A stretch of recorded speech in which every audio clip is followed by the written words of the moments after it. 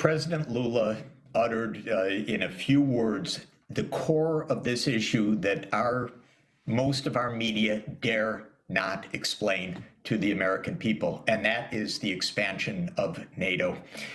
This is a war fundamentally about the U.S. attempt to expand a U.S. military alliance to Ukraine and to Georgia.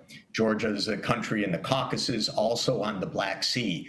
The U.S. strategy, going back decades, has been to surround Russia in the Black Sea, with Ukraine, Romania, Bulgaria, Turkey, and Georgia, all NATO members surrounding Russia and its naval fleet in the Black Sea, with a naval fleet that has been the Black Sea naval fleet of Russia since 1783.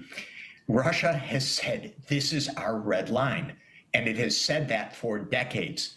And it said this clearly in 2007, before George W. Bush Jr. had I'll call it the harebrained idea to announce in 2008 and force NATO to announce that Ukraine will be a member of NATO.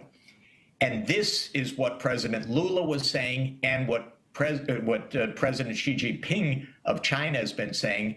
We can't have a war that is essentially a proxy war between Russia and the United States over the expansion of the U.S. military alliance right up to a 1,200 kilometer and more border with Russia, which Russia views, and I would say understandably views, as a fundamental national security threat to Russia. Keep some space, keep some distance. That's President Lula's meaning. That's what China means when it says in its peace plan, we want a peace plan that respects the security interests of all parties. What that is code word for saying, make peace, end the war, but don't expand NATO right up to the border.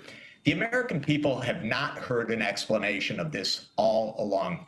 It's shocking to me because as a close observer of this for 30 years, this has been the casus belli, and yet our newspapers won't even report the background to this. But this is why China, South Africa, India, Brazil are saying we want peace, but we don't want NATO expansion as the meaning of so-called peace. We want the big superpowers to give each other some space and some distance so that the world isn't on a knife edge. That's exactly what President Lula was saying, and it's exactly what the meaning of the Chinese peace initiative is to say, yes, absolutely make peace, protect Ukraine's sovereignty and its security, but no to NATO expansion.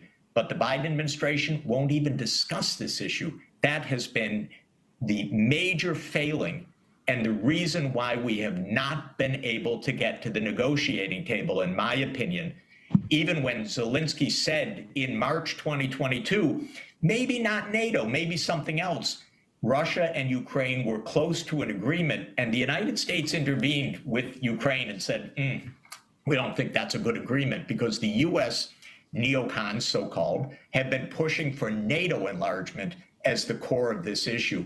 But this goes back to the more general point for us, which is that what is at stake in Ukraine and over Taiwan and many other issues from the point of view of China or Russia or other countries, including Brazil, now Saudi Arabia, Iran, and others, is whether the U.S. does what it wants to do or whether the U.S. respects some limits based on what other countries say, well, this is what we think, so that we need true multipolarity, not U.S. dominance alone. Rules written by all of us, not rules written just by the United States.